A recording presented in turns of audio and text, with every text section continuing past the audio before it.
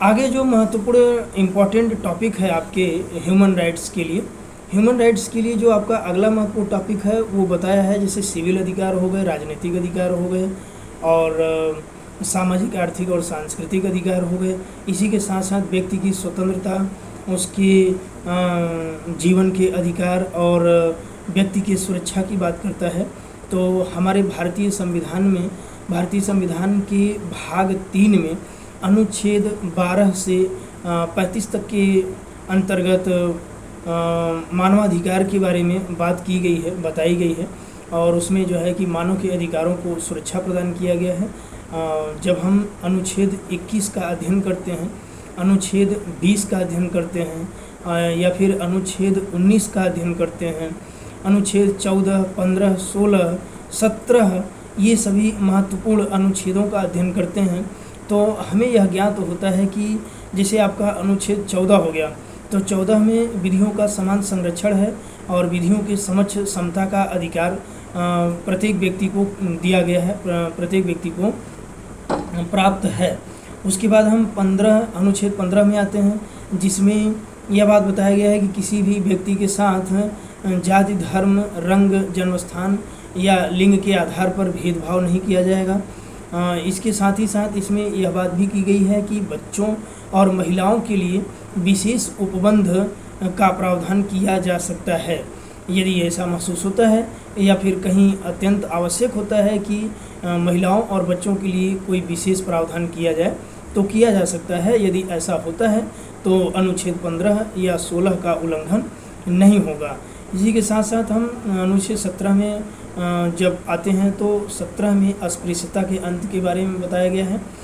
यहाँ पे छुआछूत के अंत के बारे में बात की गई है कि कोई भी व्यक्ति छुआछूत का जो है कि पालन नहीं करेगा या छुआछूत जैसा व्यवहार नहीं करेगा। यदि कोई व्यक्ति किसी जात विशेष से या किसी संप्रदाय या समुदाय विशेष से छुआछूत या घृणा का भाव रखता है तो उनके साथ कानूनी कार्रवाई की जाएगी। और इसके साथ जब हम आगे बढ़ते हैं अनुच्छेद 19 में, तो 19 में वाक एवं अभिव्यक्ति की स्वतंत्रता है। इसके साथ साथ आपको कहीं जाने का, विचरण करने की स्वतंत्रता है, बसने का स्वतंत्रता है और आप चाहें तो आपको प्रेस की भी स्वतंत्रता अनुच्छेद 19 में ही प्राप्त है। इसके साथ जब हम अनुच्छेद 20 में जाते हैं तो अनुच्छेद 20 के खंड 1 में बताया गया है कि जो पूर्वोत्तर विधियां हैं, जो कार्योत्तर विधियां हैं, उससे संरक्षण प्राप्त होता है। कार्योत्तर विधि से संरक्षण का मतलब ये है कि जो विधियां पहले बनाई गई हैं और उसमें अगर हम बाद में ऐसा कोई अपराध करते हैं या कोई कार्य ऐसा करते हैं जिसके बारे में जो पहली विधियां हैं उससे हमें छूट प्राप्त होगा, उससे हमें संरक्षण प्राप्त होगा, हम उस विधि के अंतर्गत आरोपित या उस विधि के अंतर्गत हमें कंडक्ट नहीं किया जाएगा। हमारे साथ इस तरह का कोई भी व्यवहार नहीं किया जाएगा। जो पहले पूर्व में विधियां बनी हुई हैं उनके अनुसार हमें दंडित नहीं किया जाएगा।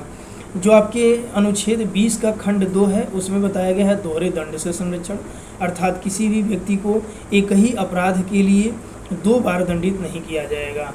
और जो 20 का खंड 3 है उसमें बताया गया है कि आत्म अभिशंसन का सिद्धांत है। उसमें बताया गया है कि किसी व्यक्ति को जबरन अपना अपराध स्वीकार करने के लिए दबाव नहीं बनाया जाएगा। साथ ही साथ जब हम अनुच्छेद 21 को पढ़ते हैं तो 21 में भी मानव के अधिकार को संरक्षित किया गया है, सुरक्षित किया गया है और इसमें बहुत सारे अधिकारों को बताया गया है। अनुच्छेद 21 में प्राण एवं दैहिक स्वतंत्रता की बात करता है, जिसमें पढ़ने का अधिकार है, सोने का अधिकार है, जीने का अधिकार है, खाने पीने का अधिकार है, मनोरंजन का अधिकार है, चिकित्सा का अधिकार है, सेवा का अधिकार है। तो इस प्रकार से इसमें इतने ढेर सारे या इतने अधिकारों को बताया गया है कि इनका एक साथ अध्ययन कर पाना या एक साथ बता पाना संभव नहीं होगा। इसी के साथ जब हम आगे बढ़ते हैं तो देखते हैं कि हमारे भारतीय संविधान में ही, भारतीय संविधान के अनुच्छेद 21 में ही व्यक्ति के साथ किसी भी प्रकार का दुर्व्यवहार या बर्बरता न किया जाए, इसके लिए भी प्रावधान किया गया है। जैसे अनुच्छेद 22 है, अनुच्छेद 22 जो है गिरफ्तारी के विरुद्ध अधिकार प्रदान करता है। इसमें बताया गया है कि किसी भी व्यक्ति को बिना उसकी गिरफ्तारी का कारण बताए उसे गिरफ्तार नहीं किया जाएगा, और यदि गिरफ्तार किया जाता है तो 24 घंटे से अधिक उसको गिरफ्तार नहीं किया जा सकता है। 24 घंटे गिरफ्तार करके उसे मजिस्ट्रेट के समक्ष पेश किया जाता है। त्वरित विचारण का भी अधिकार अनुच्छेद 21 में बताया गया है। त्वरित विचारण in the sense speedy trial. Speedy trial का मतलब कि किसी भी आरोपी या अभियुक्त को जल्द से जल्द उसकी सुनवाई की जानी चाहिए, उस पर विचारण किया जाना चाहिए और इस निर्णय पर पहुंचा जाना चाहिए कि वह व्यक्ति निर्दोष है या दोषी है। यदि दोषी पाया जाता है तो उसे सज़ा मुकर्रर किया जाएगा, उसे सज़ा दिया जाएगा अगर वो सिद्ध दोष हो जाता है तो, और यदि वह निर्दोष साबित होता है तो उसे दोष मुक्त किया जाएगा। साथ ही साथ हम जो हमें freedom of opinion and expression की बात बताई गई है, ये अनुच्छेद 19 में बताया गया है कि हमें अपने विचार रखने का, हमें अपने राय रखने का अधिकार होता है। तो ये अधिकार भारतीय संविधान के अनुच्छेद 19 में प्रदान किया गया है। इसके साथ जो हमारा नेक्स्ट पॉइंट है वो है सोशल एंड इकोनॉमिकल राइट्स, यानी कि सामाजिक और आर्थिक अधिकार के बारे में बात करता है। तो ये ऐसे अधिकार होते हैं जो भारतीय संविधान में भी दिए गए हैं। इस संविधान के अंतर्गत हम अपनी संस्कृति, अपनी कला और अपने साहित्य को बचाने के लिए, उसको सुरक्षित करने के लिए, उसे संरक्षित करने के लिए स्वतंत्र होते हैं। और यदि हमारे इन स्वतंत्रताओं को कोई छीनता है या इस पर कोई रोक लगाता है या इन अधिकारों, इन स्वतंत्रताओं का उल्लंघन करता है तो उनके विरुद्ध उचित कार्रवाई किया जाएगा।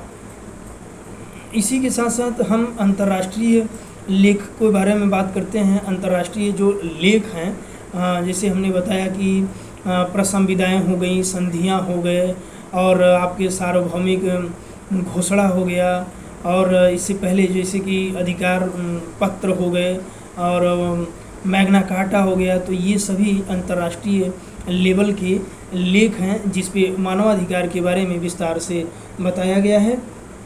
इसी के साथ साथ हम आगे पढ़ेंगे कि जो इंटरनेशनल मशीनरी है, इंटरनेशनल मशीनरी का मतलब जैसे आपका जो संयुक्त राष्ट्र संघ है, तो संयुक्त राष्ट्र संघ के जो भाग हैं जैसे महासभा हो गया, सुरक्षा परिषद हो गया और न्यासिता हो गया, न्यासिता परिषद हो गई और सचिवालय हो गया या न्याय का अंतर्राष्ट्रीय न्यायालय हो गया। ये सभी जो मशीनरी हैं या जैसे संधियां हो गई, न्यायिक निर्णय हो गए, रूढ़ियाँ हो गई, संविदाएँ हो गए, ये सभी मशीनरी एक साथ मिल करके विश्व स्तर पर मानव के अधिकार के बारे में विचार करते हैं और इस निष्कर्ष पर पहुंचते हैं कि किसी भी व्यक्ति के अधिकार को छीना न जा सके और उसके अधिकार का हनन न किया जा सके। हर व्यक्ति को एक सम्मानपूर्ण, गरिमामय, स्वतंत्रतापूर्वक जीवन जीने का अधिकार है। उनके अधिकार को छीना नहीं जाना चाहिए और उनके सार्वभौमिक या उनके कह सकते हैं कि चहुमुखी विकास के लिए हर प्रयास किया जाना चाहिए जिससे उनका चहुमुखी विकास हो सके, उनका सर्वांगीण विकास हो सके। इसी के साथ साथ आपके राष्ट्रीय स्तर पर जो मानवाधिकार आयोग है उसके बारे में भी हम बात कर चुके हैं, जो कि 1993 में 14 नवंबर 1993 यानी कि बाल दिवस पर इसकी स्थापना या इसका निर्माण किया गया था, इसको प्रवर्तन में लाया गया था। और इसमें जो है कि 19 अध्याय हैं और इसमें 46 जो मानवाधिकार आयोग है इसका स्थापना 1993 में किया गया था और मानव के अधिकारों से संबंधित बातें इसमें बताई गई हैं और इसके जैसा कि संरचना के बारे में और इसके जो सदस्य होते हैं, अध्यक्ष होते हैं और इनको नियुक्त करने वाले समिति के बारे में मैं पहले ही डिस्कस कर चुका हूं।